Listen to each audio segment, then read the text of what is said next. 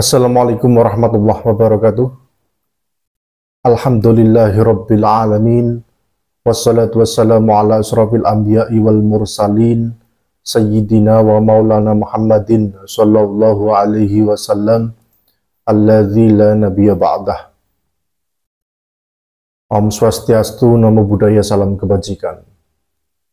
Saudara-saudaraku sebangsa dan setanah air yang saya cintai, saya banggakan.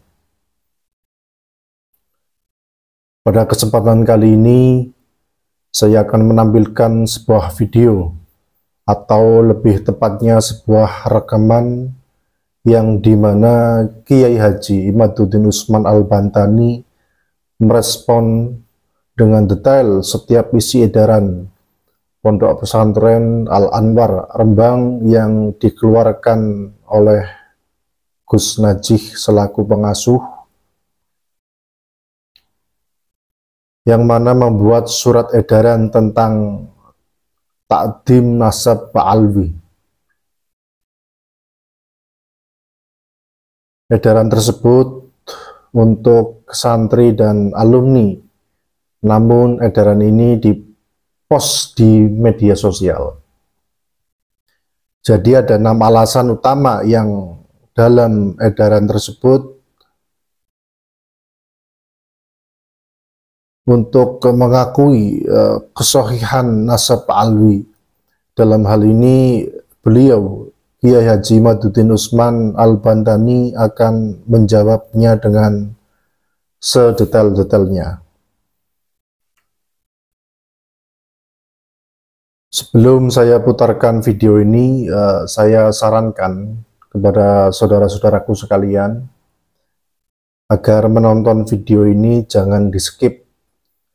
Agar apa? Agar jangan sampai daripada kita salah paham, apalagi gagal paham dan terlebih lagi salah dalam memahami.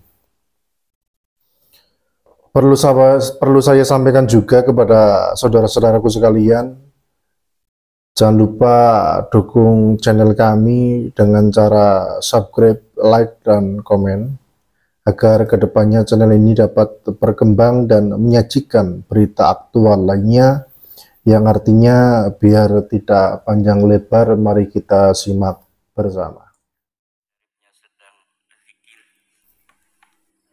Saya lanjutkan tanpa protokol. Assalamualaikum warahmatullahi wabarakatuh. Alhamdulillah, salatan wassalaman ala rasulillah, amma ba'du.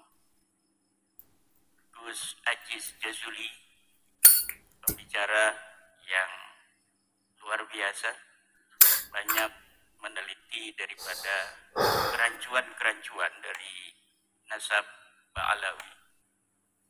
Saya juga dapat banyak faidah-faidah dengan adanya para kiai-kiai muda dari Nahdlatul Ulama seperti Gus Aziz Jazuli dan yang lain-lainnya yang ikut serta di dalam bagaimana meneliti daripada nasab-nasab Ba'alawi ini.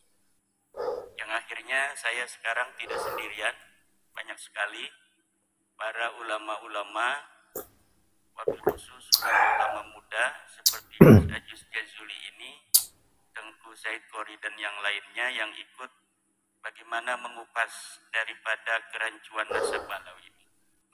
Dalam kesempatan yang singkat ini saya hanya akan merespon dari surat edaran yang disampaikan oleh sebuah pondok pesantren di daerah Jawa Tengah, yaitu Pondok Pesantren Al-Anwar, yang membuat edaran tentang takzim nasab Ba'alawi. Jadi membuat sebuah edaran untuk santri dan alumni, namun edaran ini dipost di media sosial.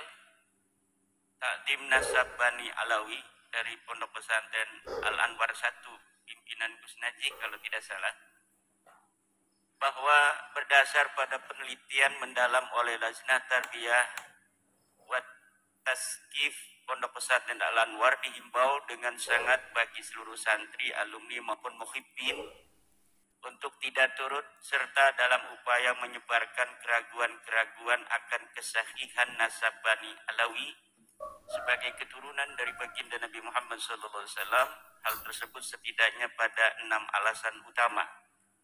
Jadi ada 6 alasan utama yang dikemukakan oleh Pondok Pesantren Al-Anwar dalam bagaimana harus mengakui daripada kesahihan nasab Alawi.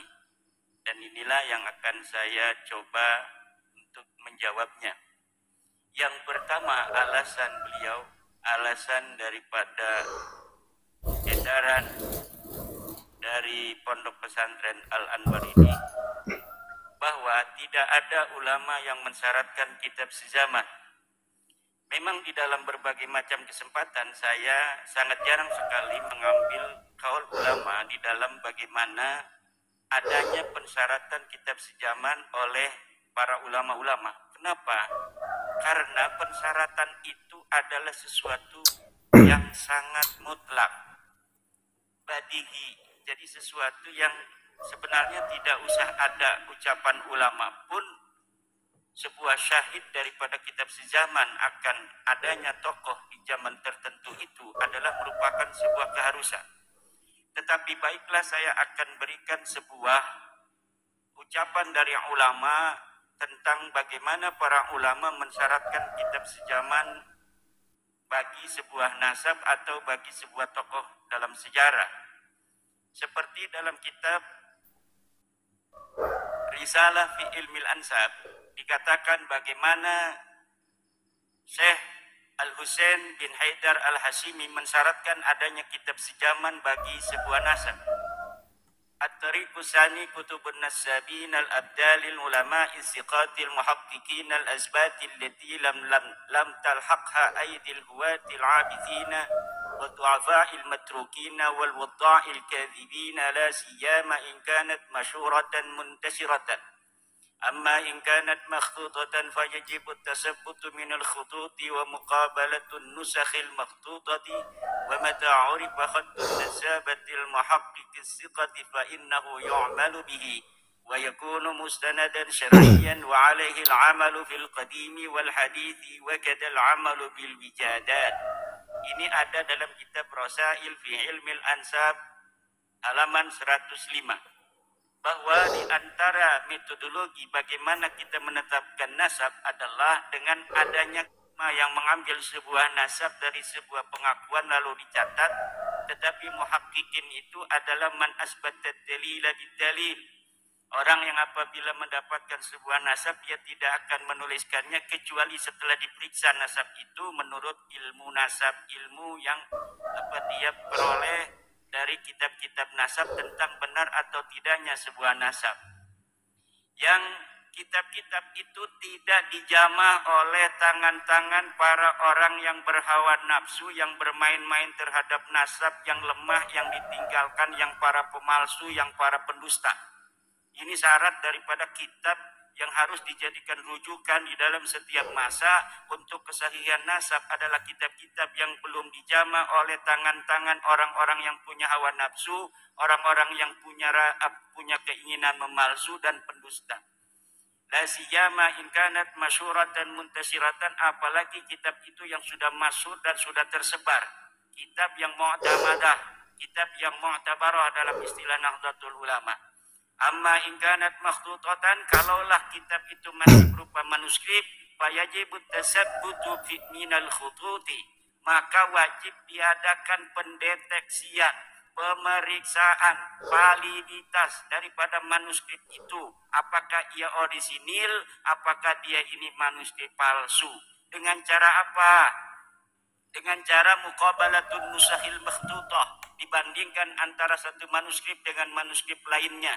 Manuskrip kitab As-Suluk misalnya ditulis oleh seorang penusah, kemudian ditulis lagi oleh seorang nasah, ditulis lagi oleh seorang nasah yang lain, kemudian dibandingkan mana yang kira-kira ini mu'tamadah, mana yang kira-kira sudah ada interpolasi, mana yang kira-kira sudah ada pemalsuan di sana. Wa mata urifa khattun nasabah, dan ketika sudah ada sebuah tulisan ahli nasab al-muhaqqiq yang dia itu ahli tahqiq dalam sebuah kitab yang dia bisa dipercaya kitabnya itu fa innahu yu'malu bihi, maka kitab itu dijadikan rujukan. Fa innahu yu'malu bihi, maka kitab itu dijadikan rujukan. Seperti kitab Asy-Syajaratul Mubarakah yang telah ditahqiq, yang dikarang pada 593 Hijriah atau abad ke-6, dikatakan bahwa Ubaidillah itu bukanlah anak Ahmad, berdasarkan bahwa di dalam kitab itu disebutkan anaknya Ahmad bin Isa hanya 3, yaitu Muhammad, Ali, dan Husain. Itu yu'malu bihi, dikerjakan karena apa? Kitabnya sudah ditahqiq. Wa yakunu mustanadan syar'iyyan, dan dia menjadi sandaran secara syar'i. Wa alaihil amal, dan harus dilaksanakan, harus dijadikan rujukan fil qadimi wal hadis, baik untuk nasab yang dahulu maupun nasab yang sekarang. Demikian ada di dalam kitab Rasail fi Ilmil Ansab. Bagaimana keharusan adanya kesaksian dari kitab sejaman itu disebutkan di dalam kitab. Contohnya adalah kitab Rasail fi Ilmil Ansab. Yang kedua adalah kitab dari Muhammad Mahdi Sayyid Hasan Al-Khurasani, namanya kitab Muqaddimah Al-Muntaqilah At-Talibiyah. Dikatakan di dalam kitab itu bagaimana kitab sejaman itu diperlukan. Sahihun nasabi huwa alladhi sabata 'inda an-nasabin bi syahadati wa qubila 'ala al-masadir an-nasabiyyah fa nassa 'alaihi shuyukhun nasabi aw sa'irul ulama'il masyhurin bi taqwa wal wara'i wal amanati fa kana thabitan bil ijma'. Kesahihan nasab adalah yang telah tetap bagi para ahli-ahli nasab dengan apa? Dengan syahadah, adanya kesaksian-kesaksian. Wa qubila, dan dapat dirujuk alal masadirin nasabiyah, terhadap kitab-kitab nasab. Jadi dirujuk pada kitab-kitab nasab. Apabila ada susunan nasab, kemudian dirujuk dalam kitab nasab, ditemukan dalam setiap masa dari nama-nama itu. Misalnya untuk orang yang ada di tahun 2000, maka dilihat di dukcapilnya. Untuk yang dia hidup di tahun 1900, dilihat dalam kitab-kitab yang ada di tahun 1900. Untuk orang-orang yang hidup di tahun 1000, maka dilihat pada kitab-kitab yang ada dicetak di tahun 1000 atau ditulis di tahun 1000. Demikian seterusnya. Dan setelah diadakan pemeriksaan dari kitab-kitab nasab keturunan Rasulullah dari nasab Ahmad bin Isa, maka tidak ditemukan bahwa Ubaidillah ini sebagai keturunan Rasulullah. Ubaidillah ini adalah hidup di zaman atau di tahun 383. Dia meninggal tahun 383, berarti abad keempat. Tidak ada di abad keempat itu kitab-kitab nasab yang menyebutkan dia sebagai turunan Rasul. Tidak ada di dalam kitab-kitab nasab disebutkan dia sebagai anak Ahmad bin Isa. Nah, oleh sebab itu, maka kitab nasab, apa yang dikatakan oleh edaran Pondok Pesantren Al-Anwar itu, bahwa tidak ada pensyaratan dari ulama terhadap kitab sejaman, itu tidak benar. Karena ulama-ulama nasab jarang sekali membicarakan itu, karena memang itu adalah syarat utama yang sangat urgen, sehingga tidak perlu dikatakan. Tetapi untung masih ada ulama yang mengatakan itu. Misalnya orang-orang yang ngaji kitab Tuhfatul Muhtaj nggak bicara lagi hal-hal yang sepele-sepele seperti yang ada dalam kitab Matan Takrif. Tetapi untung di dalam kitab-kitab gede itu masih ada yang bicara tentang furudul wudu dan lain sebagainya, sehingga nanti orang-orang bodoh tidak mengatakan ketika tidak disebutkan berarti itu tidak ada dan lain sebagainya. Ketika tidak disyaratkan berarti tidak menjadi syarat. Itu tidak demikian. Kenapa tidak disebutkan menjadi syarat? Karena memang itu syarat utama yang tidak perlu lagi disebutkan. Kalau saya ingin dikatakan saya hadir pada tanggal 12 November 2023 di Pondok Pesantren Buntet, maka saya harus mempunyai saksi internal dan saksi eksternal. Saksi internal saya adalah tadi saya foto-foto selfie. Saksi eksternalnya adalah YouTuber ini yang merekam keberadaan saya di Pondok Pesantren An-Nadbah Buntet.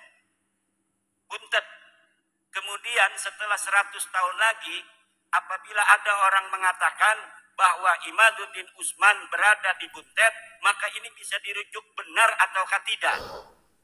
ketika dilihat di dalam tulisan-tulisan orang yang hari ini hadir, kemudian dia mencatat di dalam buku-bukunya bahwa saya menghadiri pada tahun 2023 tanggal 12 November di Pondok Pesantren Buntet, saya hadir di sana dalam acara Kongres 1 Perjuangan Wali Songo dan dihadiri oleh Ki Haji Madudin Usman Al-Bantani, maka itu sudah menjadi data sezaman karena ditulis oleh orang yang hadir pada saat saya hadir di sini.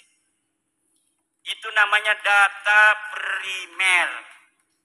Kalau misalnya nulisnya besok, itu sudah data sekunder. Tanggal 12 hadir, kita nulisnya tanggal 13. Nah itu kan hafalan, ingatan. Ingatan bisa jadi benar, bisa jadi enggak, walaupun baru sehari. Tapi kalau setiap hari dituliskan, itu namanya data sekunder. Kalau yang nulis itu dia namanya data sekunder yang internal. Kalau ditulis oleh orang namanya data sekunder atau data primer ya, data primer yang eksternal. Demikian. Kemudian juga di dalam surat edaran itu bahwa meyakini nasabah alawi adalah melanjutkan manhaj taslim dan percaya pada para ulama. Taklid itu ada dua, saya jawab demikian. Pertama, taklid itu maknanya adalah al-amal biqaulil ghair min ghairi hujjatin minal hujajis syar'iyyatil mulzimah. Ay min ghairi dalilin qaimin ala hukmihi au hujjiyatihi. Bahwa taklid yang pertama adalah mengerjakan ucapan orang lain tanpa hujah dari hujah-hujah syar'iyah yang menetapkan, tanpa adanya dalil sama sekali. Yang kedua adalah mengamalkan ucapan orang lain, seorang mujtahid, tanpa mengerti dalilnya. Dia tahu ada dalil, tapi dalilnya nggak dimengerti oleh dia, tapi dia mengikuti. Nah, yang pertama itu taklid yang tidak boleh. Taklid yang kedua ini boleh. Taklid yang pertama itu sudah tahu dia bahwa itu tidak ada dalilnya, lalu dia mengikuti. Itu tidak boleh taklid yang demikian. Kemudian kita tahu itu ada dalil, tapi kita tidak terlalu paham. Karena mungkin keilmuan kita tidak sampai ke sana, maka kemudian kita mengikutinya dengan tahu ada dalil, tapi kita tidak mengerti dalilnya. Taklid yang kedua inilah yang boleh. Sedangkan nasabah alawi ini, kalau kita taklidi Ibnu Hajar, sebenarnya Ibnu Hajar tidak menyebutkan apa dalilnya dia ketika menuliskan nasabah alawi ini. Bahkan beliau mengakui di dalam kitabnya bahwa beliau tidak bertemu dengan orang yang disebutkan itu. Yang diakui sebagai gurunya itu, beliau tidak bertemu dengan ulama itu, Abu Bakar Al-Idrus. Lalu berdasar apa kita meyakini bahwa nasabnya itu sahih? Lalu kenapa Ibnu Hajar mencatat? Ibnu Hajar mencatat karena husnudzon. Karena murid-muridnya daripada Abu Bakar Al-Idrus ini orang soleh-soleh, apalagi gurunya. Kalau gurunya soleh, masa iya dia itu berbohong terhadap nasabnya. Lah itu tidak bisa kita jadikan sebuah rujukan karena Ibnu Hajar tidak menyebutkan hujiyahnya. Bagaimana dia menetapkan itu? Kalau seorang ulama mengatakan bahwa nasabnya sebuah kabilah ini adalah nyambung pada Rasulullah, dikarenakan 1, 2, 3, 4 disebutkan alasannya, baru kita ikuti. Sedangkan Ibnu Hajar tidak menyebutkan alasan-alasan itu. Ini bisa dilihat di dalam kitab At-Takrir wa Tahbir. Ini dalam kitab usul fikih. Kemudian ini masih ada waktu beberapa menit. Meyakini tidak disebut bukan berarti menafikan. Ini alasan dari PP Al-Anwar. Dengan dalil ada dzikri la yadullu adama wuqu'i. Bahwa tidak disebut tidak menunjukkan tidak ada. Kita jawab dengan dalil lagi. Wujudul madluli mustalzimun liwujudid dalil. Wa qad ulima adamud dalil fayaqa'ul ilmu bi'adamil madlul. Adanya madlul. Madlul ini cangkir. Liwujud mustalzimun itu menetapkan atau berkonsekuensi dengan adanya dalil. Waqad ulima adamud dalil, telah diketahui tidak adanya dalil. Fayaqa'ul ilmu bi'adamil madlul, maka kita telah meyakini bahwa tidak adanya madlul. Nih, kenapa cangkir ini ada? Karena cangkir ini kelihatan. Lalu di sini kita tarik, cangkir ada di sini enggak? Tidak ada. Ada, sebenarnya ada ini. Cuma tidak kelihatan. Tidak bisa, Bos. Tidak bisa. Waqad ulima adamud dalil, telah diketahui bahwa tidak kelihatan itu adanya cangkir. Tidak kelihatannya cangkir menunjukkan bahwa cangkir itu tidak ada di sini. Adanya nama Muhammad bin Ahmad bin Isa menunjukkan bahwa Muhammad bin Isa Muhammad ini betul anaknya Ahmad bin Isa. Mana dalilnya? Ada di dalam kitab Syajarah Mubarakah, ada di dalam kitab Tahdhibul Ansab yang mengatakan pada abad kelima bahwa Muhammad punya ayah namanya Ahmad bin Isa. Adanya dalil dalam kitab itu menunjukkan Muhammad itu betul-betul anak daripada Ahmad bin Isa. Lalu ketika Ubaidillah tidak disebutkan oleh kitab itu, Tahdhibul Ansab tidak menyebut, kitab Muntaqilah Thalibiyah tidak menyebut, kitab Al-Maddi tidak menyebut, abad ke-6 Syajarah Mubarakah tidak menyebut, abad ke-7 tidak menyebut, ke-8 tidak menyebut, 9 tidak menyebut, bahwa Ubaidillah anak Ahmad bin Isa. Itu menunjukkan apa? Menunjukkan bahwa dia bukan anak Ahmad bin Isa.